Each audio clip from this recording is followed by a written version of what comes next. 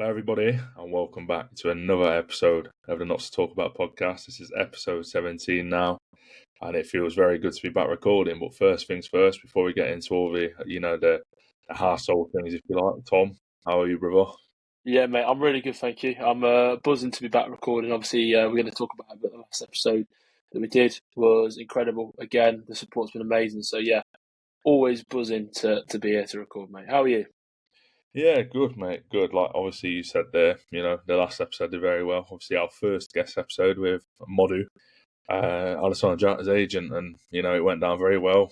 We already surpassed the K, and yeah, it's looking like we're going to get to at least 1.1 by, hopefully by the time this drops, which I'm pretty sure it will. So, but yeah, obviously we had that. And then, obviously, if you checked our social medias recently, you would have seen that we've been in partnership with FC Stickers. They're basically an upcoming sticker company. And yeah, they started creating not stickers and asked us if we could promote them, and they'll send us some free bits. And today they came, and obviously, part of our deal was to make sure that they got, the promotion that they deserve, because they are very high quality stickers, as proven by, the Maka one, and then you've got, just a typical Knots one, but, sometimes basic is more. So the world's oldest football club, and that's obviously pretty relevant right now, because Crystal Palace, that is obviously not you, so let's stop claiming that. My personal favourite, and I'm pretty sure Tom would agree, the Just Stop Jody, which obviously nobody seems to be able to do. Yeah, mate, looks perfect, that one. Yeah, let's get to this one. Here it is. The Not to Talk About logo, which is obviously very nice of them to send us some of them. You might see a few of them around, because trust me when I say I'm absolutely going to promote the life out of stickers. But yeah, I feel like that's all the household stuff done. Obviously, again, if you haven't subbed already, please do so. We're so close now to 400. And also, if you've got X and you want to drop us followers on there, do that as well, because we are very close to hitting 800 on there already. Talking about all these numbers so far, even though we haven't been going for too long. I think it's 3 months. I think it actually might be 3 months yesterday we started, the 8th of January, and it's obviously the 9th of April today. So, yeah, massive. But obviously, that's all the household stuff out of the way. Let's talk about the Harrogate game. Obviously, again, we have won a home game now, officially in 2024. A long time coming, but when you get a performance like that, I guess you could say it's worth the wait. So, Tom, let me get your thoughts on that. Yeah, mate. I mean, firstly, like, just to echo what you said about the household stuff. The stickers. Thank you so much for the opportunity there, and I'm really excited to get my hands on mine as well. And I'm sure you guys will all check that out, and as well the employee to subscribe, because obviously it helps us out massively. And obviously talking about helping out massively, a win is going to help us out massively with confidence and momentum. And I think that's the most important thing. I don't think it was our best performance actually under the new management team. I don't think it was our, Harrogate had chances. They missed a penalty, so they had chances, but you live at the point now where we needed a win, desperately needed a win, and we got it. I'm just absolutely delighted for everyone at the club, delighted for us fans, because it's been. I mean, we're in the 4th month of the year, and it's our first home win. It's kind of crazy, but hopefully it's not the last one this season. It's definitely the last one this year, and yeah, it's definitely been a long time coming, but I guess worth the wait. And yeah, we'll hopefully build on it from there. Yeah, 100%. And obviously, it hasn't been the easiest time for us at home this year. I think that's an understatement, really. We've obviously, it's took us almost 4 months to get that first win, but it came in a good fashion. It came in a fashion where, it weren't perfect, but it was a lot better than what we've seen. And we obviously speak about it in the past. When you get a decent result, you've got to try and build on it. And obviously, the MK Doms game rather on the bank holiday Monday, that wasn't fantastic by no stretch of imagination, because obviously we were in a winning position at one point, and then obviously to come away with a point. When you look at the bigger picture after the sort of the form that we've been on, etc., that point weren't the worst in the world, and it was all about building off of that. And to do it in the manner that we did, not only win at home, but obviously clean sheet as well. And obviously, again, without Luke Ashby-Hammond at the weekend, we probably wouldn't have been a clean sheet. But he was a fantastic penalty save, and I'm sure we'll get on to him. But I feel like especially after the sort of the week that we had in terms of the statement, which again, obviously, we're going to cover. So don't worry about that. I feel like it was very important for us to win, and not only to win but do it convincingly. We did both of them. So happy days for us. We get to come back in here and talk about podcasts. But obviously, I alluded to him there, Luke Ashby-Hammond. We'll talk about him right now.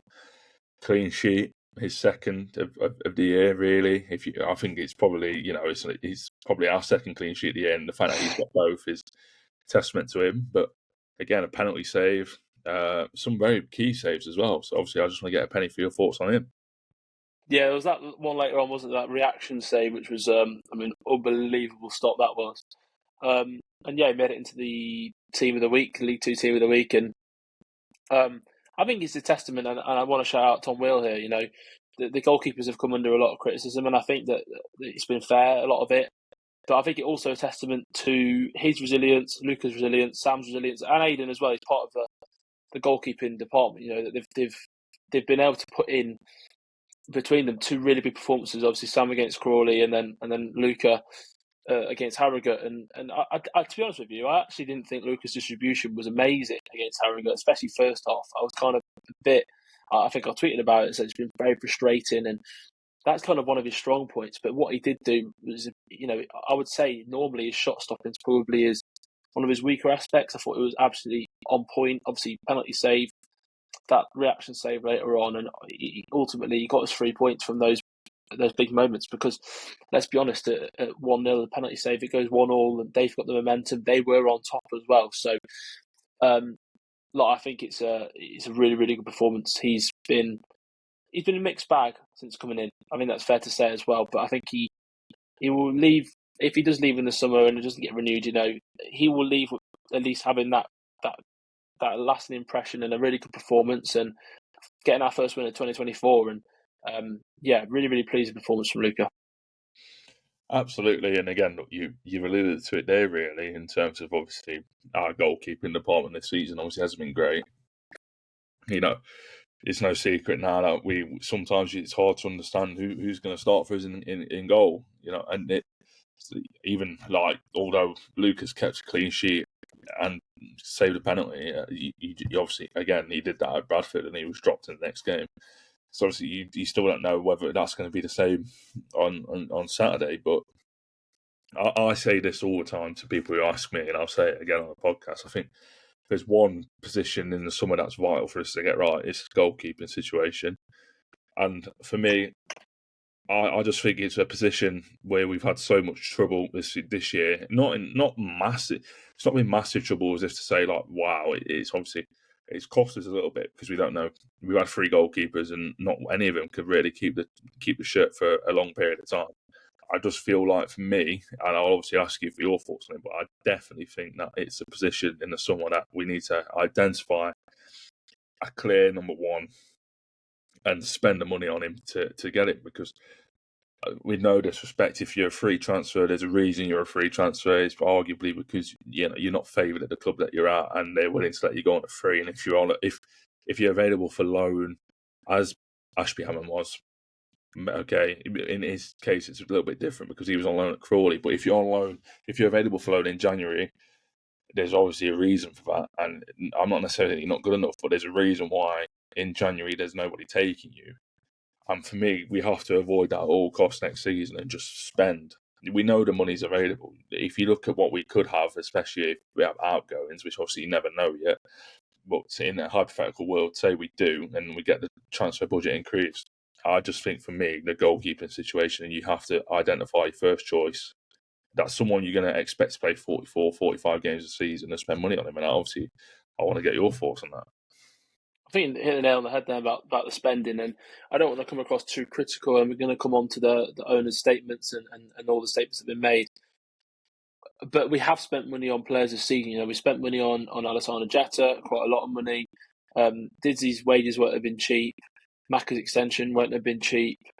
These are attacking players, and I think there's been a consistent theme is that we've been, very willing to spend money on on attackers, but we haven't been as willing to spend on a goalkeeper. And I think you hit the nail on the head with the free transfer comment. There's no disrespect to Aidan Stone, but he obviously was a cheaper option. We got one a free from another club. There's a reason that they let him go on a free.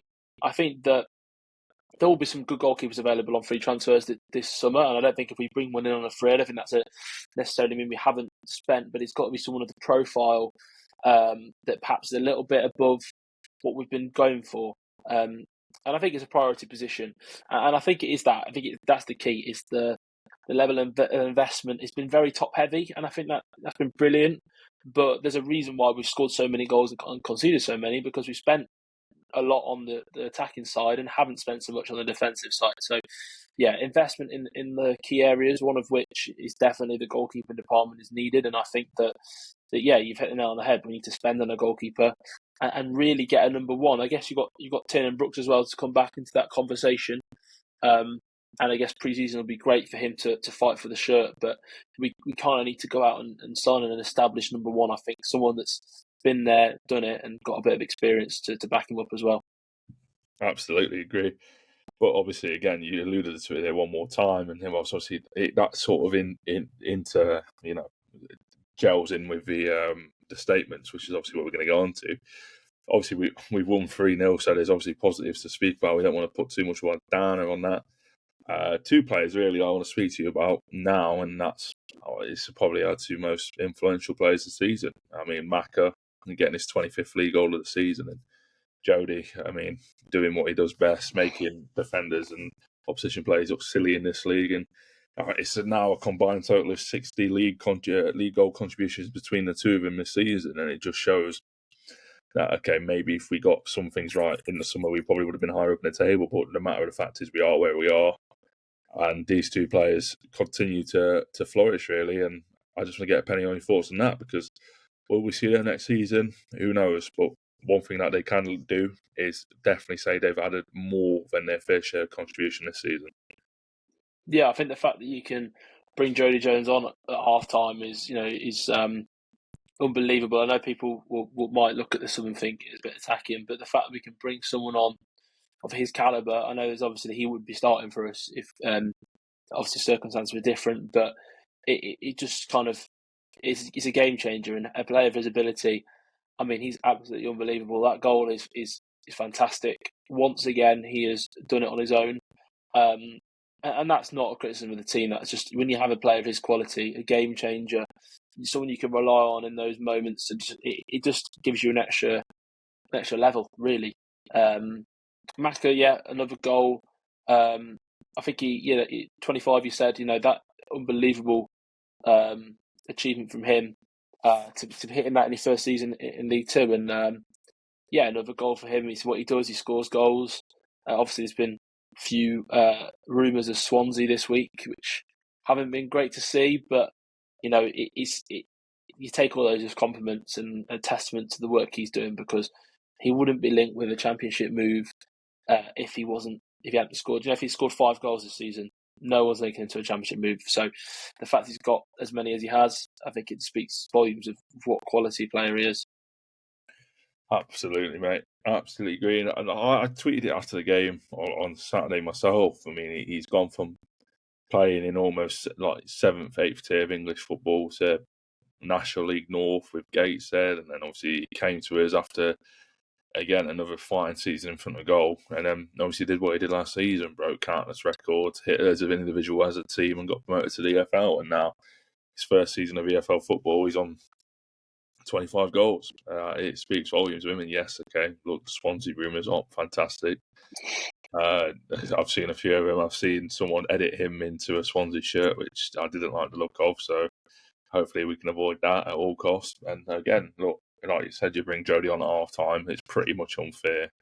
I didn't think Chickson had a bad game. Obviously, Chickson moved into the back three, and when we brought Jody on, but I probably, if it was down to me, I think I would have just done a straight swap. But hey, we won 3-0, so I'm not complaining.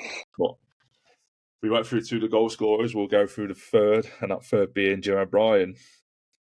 And look, obviously, I think for me, in terms when you're talking about Jim, you have to talk about him in a manner of respect, really, because I always say that loyalty is very much dying in football.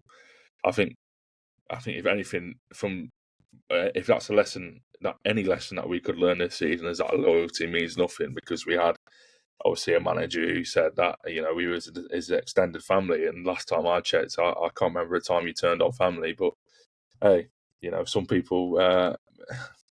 Fair play to him. He went on to a better job, but I just think if you're gonna talk about loyalty, then at least show it. But Jim definitely certainly has done that. And I just think every time he scores, I just love it. I love the point to the magpie and his fire. The fact that he's got that just shows how much it means to him. And if this is his final season at Notts, as in any form of capacity, which I hope it isn't, I think even if he thinks that playing maybe isn't for him next season, I do hope we can offer him some form of coaching role that will obviously lure him away from Sheffield United. But if not, then it'll be a sad time, I guess. But 5 years of loyalty to Notts County, and he's continuing, to come on the pitch and perform. He got his goal for it, and again, I'd love to hear your thoughts on him. Give Jim another season. That's how I feel about it. I think he's done more than enough, but he contributes. He's got 4 goals this season, and yeah, okay, fair enough. He's not a prime Jim O'Brien. He's not. He's obviously not what he once was, but what he is a very useful player for us. He gives 100% every time he comes on. He brings energy. He brings a little bit of fight. He brings passion, which of course he shows with his celebration, his tattoo. It's unbelievable that he's even got that, like you say. Just shows what commitment he has for this club. He loves it, and I think that the fact he's got that maybe points towards the fact that you probably could convince him to stay. I think next season, if Jim O'Brien is your 5th choice, I know it sounds really harsh, but 5th choice central midfielder, he's played 34 games this year. If next season he plays 20 with little cameos here and there, that's perfect for me. If he's willing to come in and, as I say, 4th or 5th choice, I'm not talking about him being a starter and playing as much as he has this season. He's played a lot, obviously because of injuries and things like that. But he's proven himself as useful, very, very useful this season. It's not like he's come on and he looks out of place. There's been recent times where there's been you want to start him. I think there's other players who have been probably more out of sorts than he has. There's players that look older than he does, and I just think give him another year. That his experience is invaluable. He must be brilliant for the dressing room, and I think on the pitch he's contributing. He's got a goal.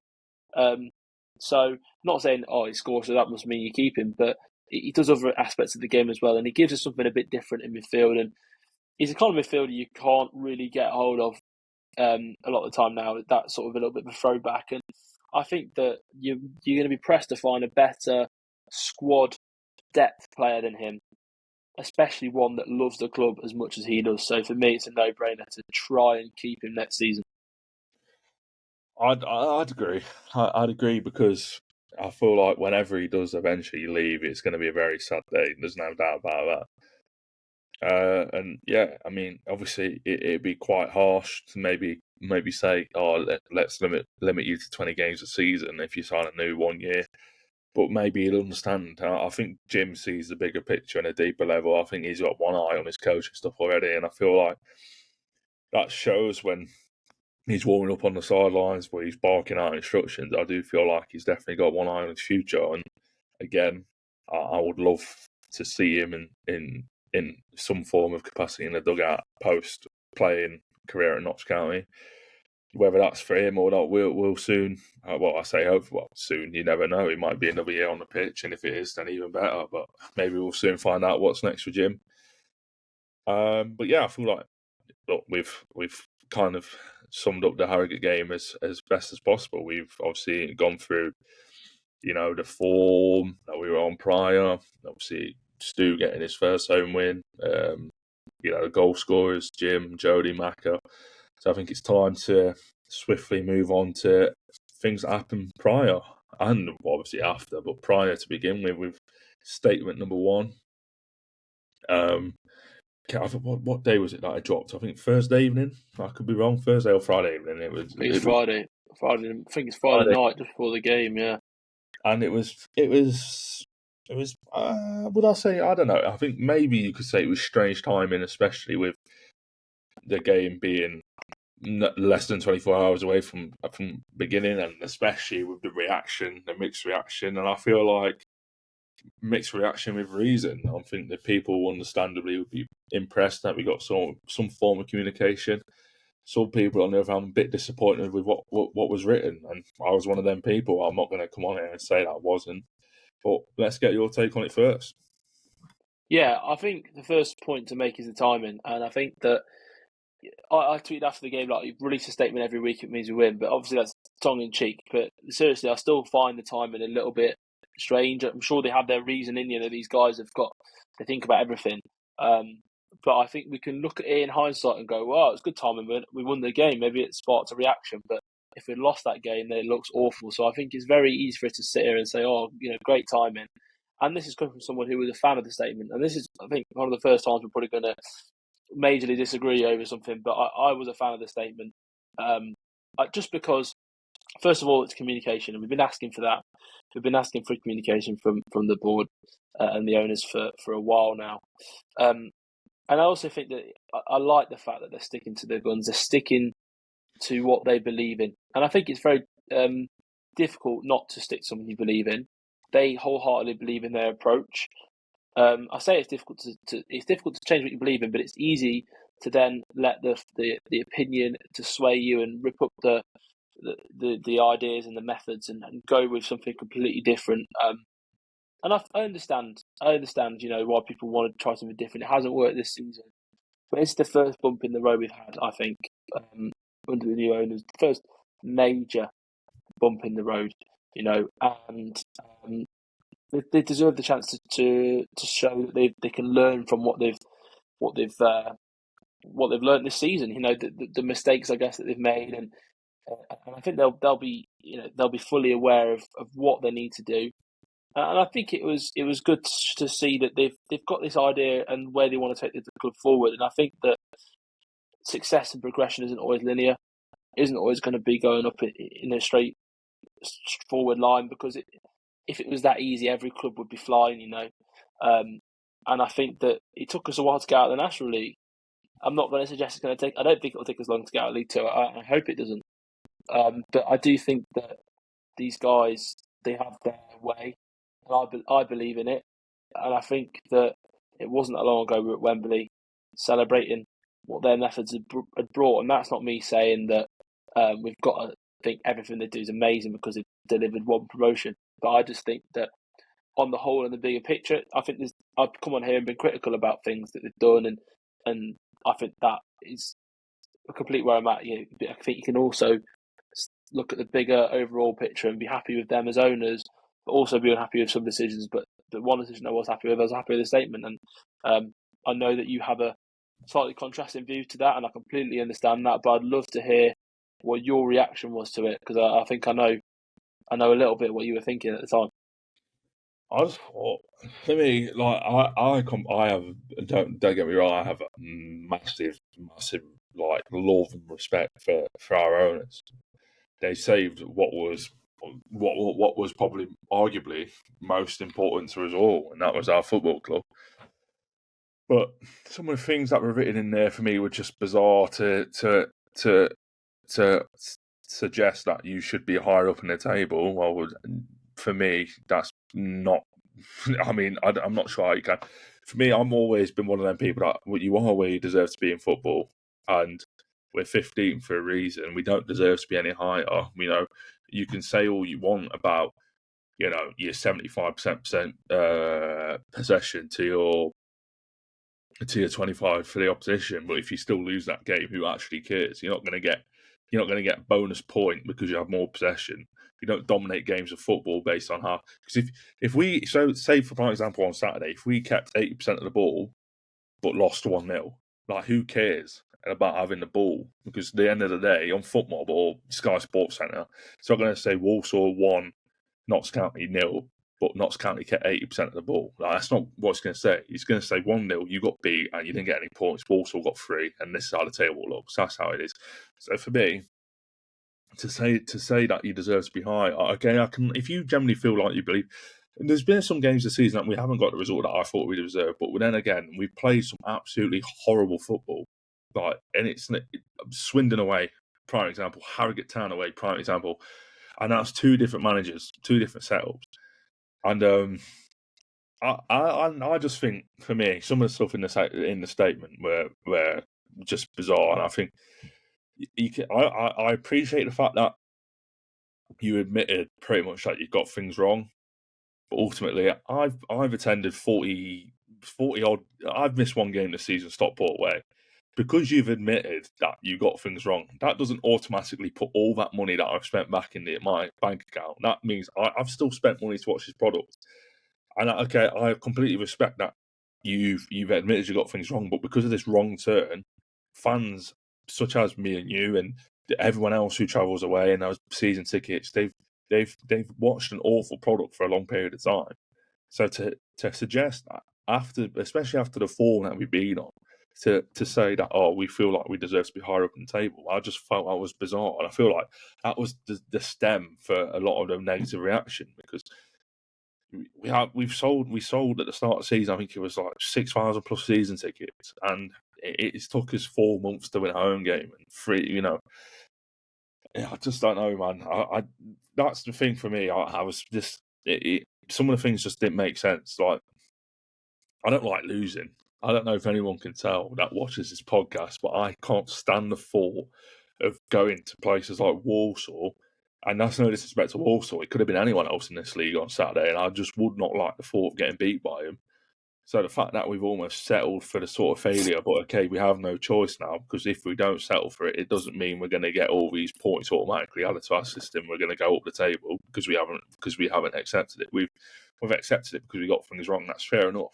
But now you have a summer ahead of you, and it's a massive summer, because you've got to say now and look at it in the perspective of you're going to maybe lose some key players. And I don't think I need to name names for people to understand what key players we're talking about.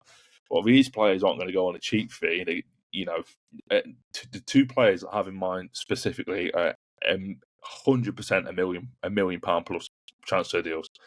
That's £2 million, arguably, at least, that you're going to have to do whatever you like with. And obviously, I say that because we're going to get onto the second statement, which I was a very big fan of. But we're talking about the first one now. And in the statement, they virtually admitted that some of the recruitment was wrong, and I don't think it took a genius to work that out. But now you're automatically going into a massive summer, because not only now are you having to right your wrongs that you've done in a season before, but you're also you may not have a certain Jody Jones or Macaulay Langstaff to have in your team, which is obviously half your battle won, because that's 25 goals and 24 whatever assists. You've also got so that's what I'm trying to say. Like, the recruitment, if you thought it was wrong this season, that automatically that's added pressure on us straight away, the recruitment team, because it was so wrong this season. They got, to be fair, they got a lot right, but there was a lot wrong, and a lot of wrongs has led to this downfall. And this is the point I'm trying to make now. It's a massive summer. You're not at the start of last season. We was okay because we knew that we were taking Maka and Jody into the new season. We don't know if that's going to happen this season, and if it doesn't happen, we're going to have a lot of money, and that in itself adds pressure, because you don't want to waste it. And you need to get. I'm struggling to explain it, but I'm trying to do it the best I can. I'm so happy that this is not. None of these are going to be our decision. All we have to do in the summer, being you, is come on these sort of episodes and talk about who we've signed. But look, I've been quite vocal about the failures, and obviously Montague, and I really just hope he gets it right, man, because obviously statement 2 was released and we'll get onto that, but there's a lot to be excited about in that, and if we get everything right on the pitch next season, there's no reason why we can't have a very good season with all things considered on and off the pitch. So I just hope he gets it right. It's not just him. It definitely isn't just him, but he's head of recruitment. It's him who's going to have a large say. And I just hope we get it right, because if we do, we can be great. But if we don't, we're going to be looking at arguably probably another season like we have this season, where we're going to look like we're going to start promisingly, and then we're going to all crumble and fall apart, and then we'll end up in this sort of situation next season. We need to avoid that. And yeah, I don't know what you think about what I just said, but that was a long tangent, and I do wish to stop now. No, and I get what you're saying about. I completely get the comment about the league table, I thought it was slightly contradictory as well, because they mentioned a bit about we have had luck earlier in the season and we've had bad luck in the second half of the season. And like some of that I kind of agree with. Like you said, there have been games where we have not got what we deserve from the game. So therefore, okay, we should be higher up. But I think luck does level out a bit. Like, you know, there's been games where we haven't played that well and we've got like 3 points or whatever. So yeah, I think you're right. The league table generally doesn't lie, and I think that's why league tables are so league competitions are so good and favour us, because knockout competitions can be one-off games and that's it. Like the playoffs, you know, we were so close to losing a one-off game and you're out. Where the league, generally, it should stabilise and you should show the level over a period. So, yeah, I wasn't too sure about that, to be fair, that comment. I do agree that there's been individual games where the result hasn't gone our way. And I also agree there's been individual games that have gone our way that shouldn't have done.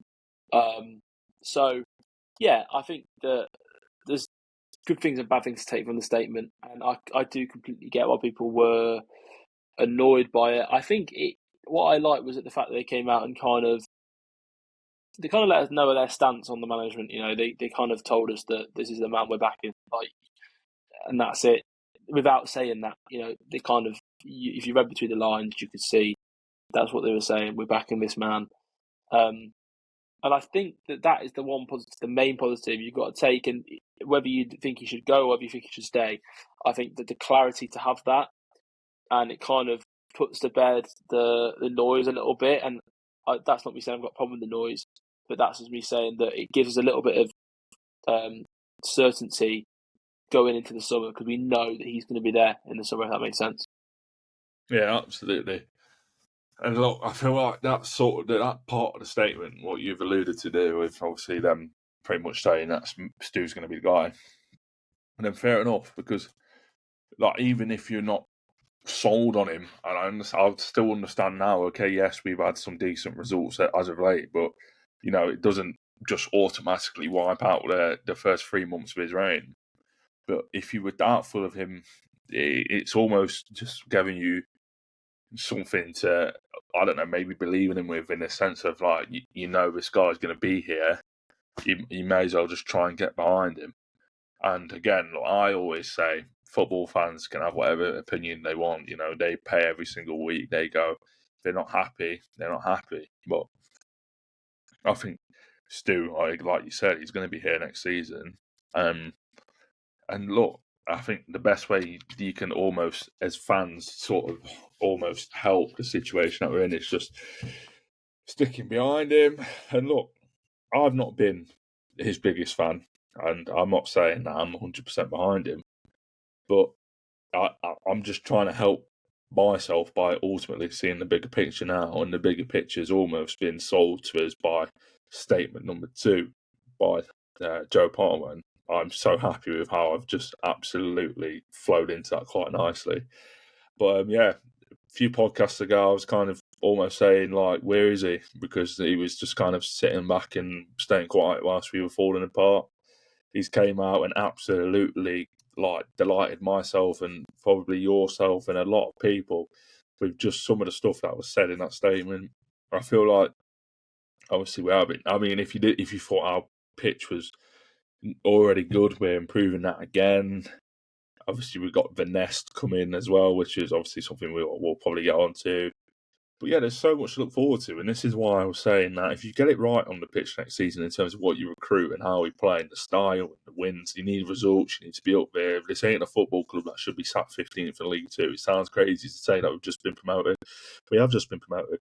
But I firmly believe that we are arguably, there's a few big teams in this division, but you won't look past us as anyone. There'll be some people out there, for example, who would say we are the biggest team in the division. It's no secret. We play in a 20,000 capacity stadium week in, week out, and we fill half of it. There's no reason why that can't go up, and this is why it's important to get it right. But in terms of that Joe Palmer statement, I thought it was perfect. It was sort of needed. It was perfectly timed because it was after a 3-0 win. Everyone's almost happy. I say almost because some people probably still weren't happy. I didn't see a lot of too unhappy comments, to be fair. But yeah, that statement was brilliant, and I just want to get your thoughts on that.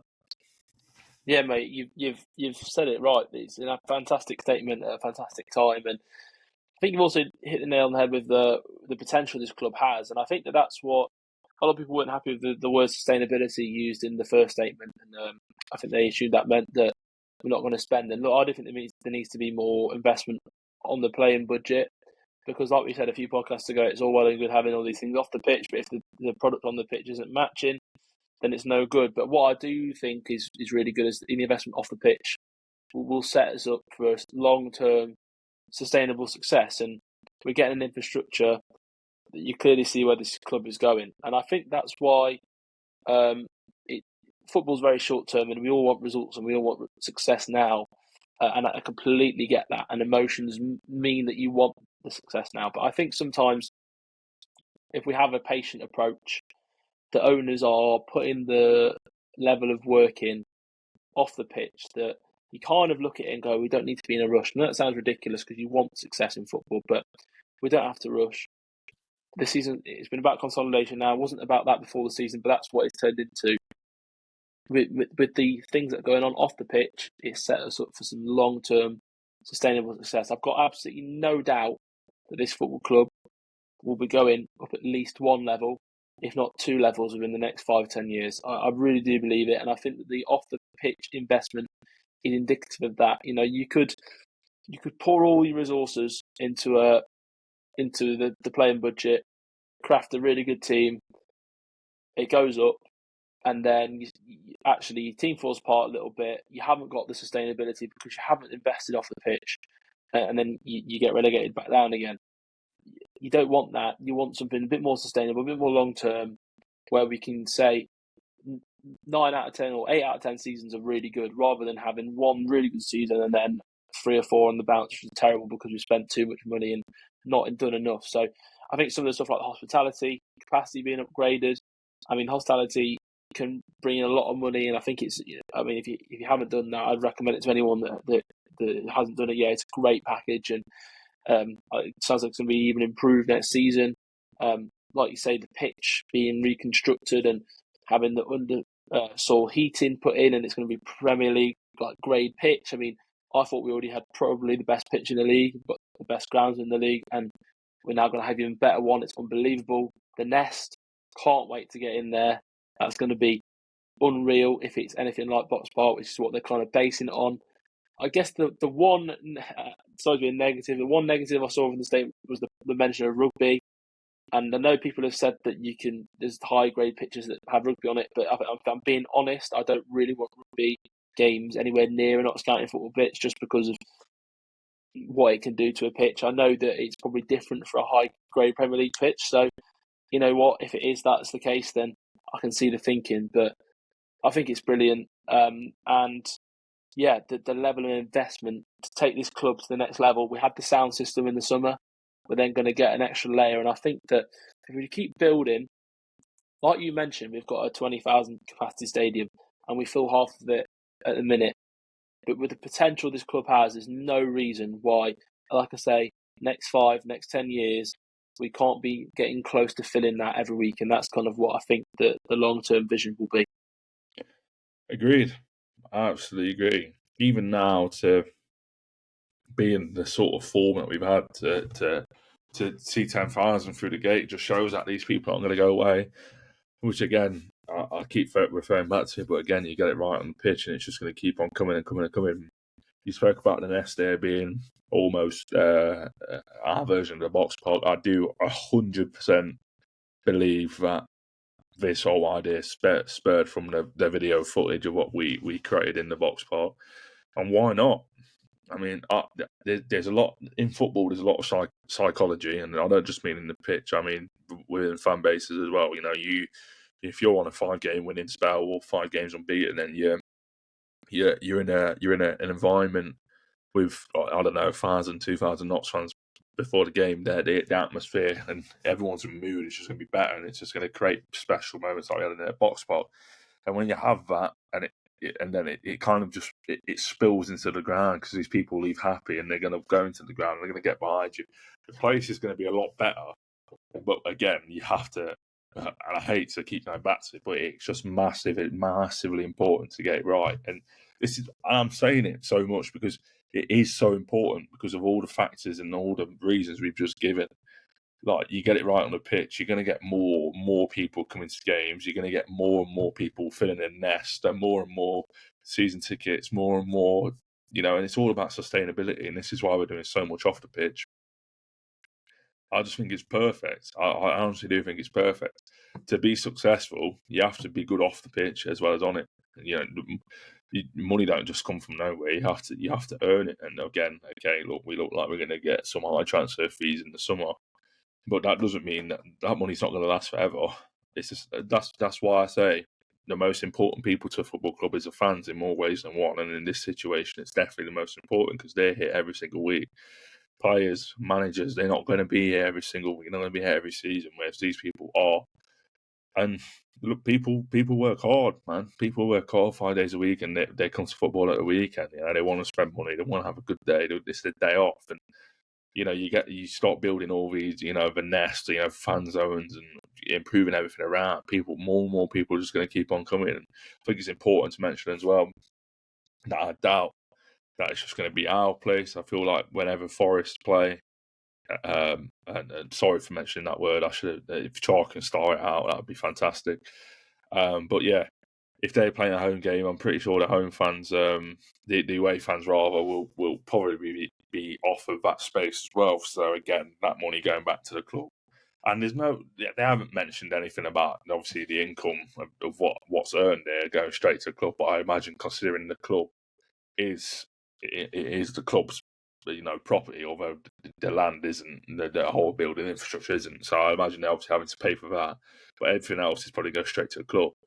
So if they can offer that to away fans, across the river, then that's even better for us. More money, and it's gonna obviously, like you said, equal more success. But I just feel like it's crazy now because we've had a statement that has caused some, grunts, and obviously from myself as well. But you've had the second statement, and it's kind of just sort of, it's obviously not sugarcoated anything. It's kind of been, Joe came out and said pretty much what's happening. This is what's going to be happening. And yeah, if he's getting it right and everyone else gets it right, then it looks like we're going to have a very good podcast next season. Yeah, definitely. I think that if we get it right, we could have a bit more positivity on the podcast, and that's what we've had today. And hopefully, I'm going to try and do a segue like you did earlier. Hopefully, we'll get some positivity this weekend with Walsall as well, because obviously the season isn't over, and I know that we've got loads of positivity to look forward to, and that's really nice actually, because we were kind of saying we want to get to the end of the season like desperately, and now it's like we've got reasons to look forward to, and who knows, a European pre-season dates. I mean, I doubt it, but one can dream. But I guess going to Walsall's a little bit of an away trip as well, so another little link there. I'll throw it back to you for that though. What are your thoughts on that game this weekend?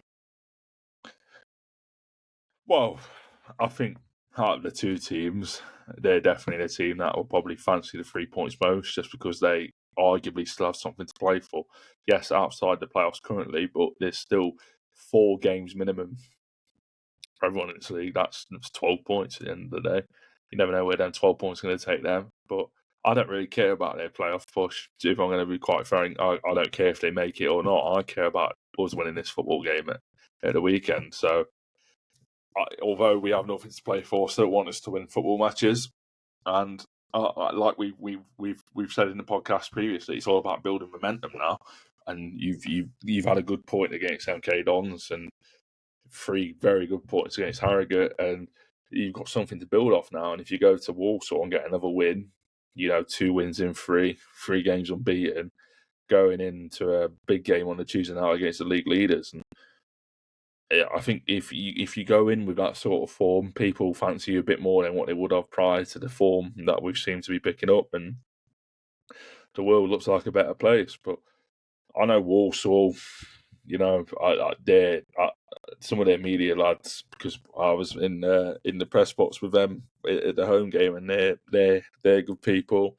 I think it's a club full of good people, to be fair. And yeah, but I don't really, again, care if you're a good or bad person in football. I want Notts County to win this game at the weekend. And if we play like we did against Harrogate, I don't see a world in which we can't. It weren't vintage Notts County by any stretch of the imagination, but it was a very good Notts County performance. I feel like we have 4 games left, and I want to see 4 very good Notts County performances put in. And if you do that at the weekend, I don't see a world in where we can't be coming home with 3 points. But obviously, again, your thoughts on it, please, brother. Yeah, I mean, what I'm about to say might sound a bit silly, but their forward is a little bit ropey. I say that's a bit silly because they've won 2 on the bounce, but the 2 teams they've beaten are below us in the table. And with all due respect to Salford and Tranmere, who I know have both beaten us this season, but with all due respect to those teams, they're not the best teams in this league. They got absolutely hammered by MK Dons. Walsall got smashed 5-0.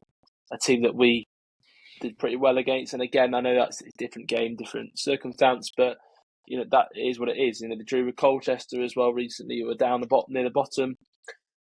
So, and another team I know it's beating us, but my point is that they aren't in the best of form. Like, they're not like absolutely smashing it, and they've got a game in midweek against Doncaster, which will obviously mean they'll be a bit more tired than us as well, so that plays a factor. I don't see any reason why we can't go there and get something, at least have something positive to talk about. And I think as long as we go, play well, no silly mistakes, please, because it seems to be, especially away, it seems to be them all the time. No silly mistakes, and I think that if we play like we have in the last couple of the games, there's no reason why we can't get something there. And I think that it's going to be it'll be a close game. But I think it'll be a closer game than you would think it would be, with whatever they are, 8th or 9th in the table, whatever they are against 15th. I think it'll be a closer game than the league table tells you. 100% agree. 100% agree. And look, again, they're not a bad footballing side. They're definitely, they beat us at home at the start. Well, I say start of the season was this early December, but they have beaten us already this season. So it'd be almost ridiculous if you like to overlook them. But I just feel like, I just really want Stuart Maynard to do well here, and I feel like he's done it a few times already where he looks like he's going to turn a page, and we've gone backwards. And I just feel like we need a massive, massive, massive bit of luck. And I don't mean luck as in the sense of, were we so lucky to against Walsall and win? But I just feel like with the form that we've currently had, I feel like a bit of luck against Walsall, you come back with 3 points, and then you get another bit of luck against Stockport, and you might get something out of that game. That's what I mean by luck. I don't mean, we're going to be extremely lucky if we beat Walsall, but I feel like momentum with how we've been this year would be massive, and it'd be a massive patch of luck, and that's the sort of thing that I'm referring to here. I just think, why not go to Walsall and win? And that's why I'm going to say the score's going to be Walsall 1, Notts County 3. Bold, very bold. But I do feel like we've found a sort of ability now to start scoring goals again. I feel like Jata's definitely added to that. I feel like it's definitely another person they have to worry about. And I'm confident, mate. I am. And whether it's going to... look, we've done this so many times. We have predicted us to win, and we've lost, and we've come back and been shot down on the podcast, and we'll probably do it again. But look, you talk about in the statement, look, you need luck sometimes to be on your side, and the owners said that they haven't been, but hopefully this season will be. This Saturday it will be. And as long as it is, I feel like we'll win the game, but I'll throw it back to you for your score prediction. Yeah, well, first, producer Charlie, when you listen to this back, I'd love to see our predictions against how many points we've predicted not to have compared to what we've actually got. Because I bet it's like 3 times as many. We're always so optimistic. I'm going to be a little bit less optimistic. I'm going to go Walsall 1, Notts 1. I think we can win. I do think we can win. But like you've said, and you hit the nail on the head as well again, with Stuart Maynard, there's been a lot of false dawns, kind of a lot of where times where we've thought we've turned the corner, but we haven't, or we look like we're gonna go. We in the Newport away, wasn't there? I'm forgetting the other one, but there's been a couple of times where we've won away, or whatever it is, and we look, oh, okay, we're going to go and do well now, and we don't. And I just hope that this isn't the case. We've had two good performances, or two good results rather. It'd be nice now to go and get another one. A draw would be okay. A win would be really good. And I think like we're at the point of the season now where the points don't matter too much because we're not going anywhere. So a loss with a really good performance, I'm not saying I want that at all, but a loss with a really good performance is like it's not great, but at least you're seeing some positives. But I think that it would be really nice to build something. A draw would be okay, and I can see us getting a point there. I've gone for 1-1. Yeah, I'd take a 1-1 draw if that's what we were going to get at the weekend. Don't get me wrong, just anything to come back without defeat would do. But I do see us winning, and that's why I went for 3-1. But I feel like we put in another good episode there, not to toot our horns, etc. But I feel like we've covered everything we did, and we've been very, very, very, very honest with how we felt. Again, as always, I'm not going to change the way I feel on a podcast, especially when I'm so vocal about it on Twitter. And again, Tom is as well, and I would never expect him to change his mind on things. But I suppose that rounds off another episode 17 in the bag. And yeah, look, obviously we said about all the household stuff at the start. This certainly isn't household when we say that we appreciate all the support, and it's massive for us. And all I'm going to say is just please keep on doing it. Keep subscribing if you haven't. Even if you don't support Notts County and you've somehow stumbled across this podcast, just hit the subscribe button. You don't have to watch this every single week if you don't want to, but I'd advise you probably should, because we have some very, very, very big things upcoming. I'm not going to disclose what was said in a certain email that I received today. I'm just going to say keep your eyes peeled, because next season, we're already levelling up pretty quickly this season, but if anything is to go by next, I feel like we're going to keep going and going and going. We've already grew rapidly, with what was received today, getting some of these things done. I mean, piece of Char, it says to the moon. I feel like we may as well go and stick one of these stickers on it whilst we're up there, because I feel like that's where we're going to be staying if we get some of these things done. But I'll hand it over to Tom to give you his thoughts, and then I'll sign off as I normally do. Yeah, just like to echo what you said there. Hit subscribe will help us massively. We've got some, like you've alluded to there, we've got some big plans. But some of the stuff that we want to do is only possible if you guys subscribe, because it helps us out so much. And so just to do that would be massive for us. So, but to people that have subscribed and the people that are watching every week, thank you so much. We do appreciate it, and we mention it every week. But we see the numbers, we see you watching, we see you guys listening on Spotify as well. I know we don't mention you as much, but we do see you guys listening week in, week out on Spotify.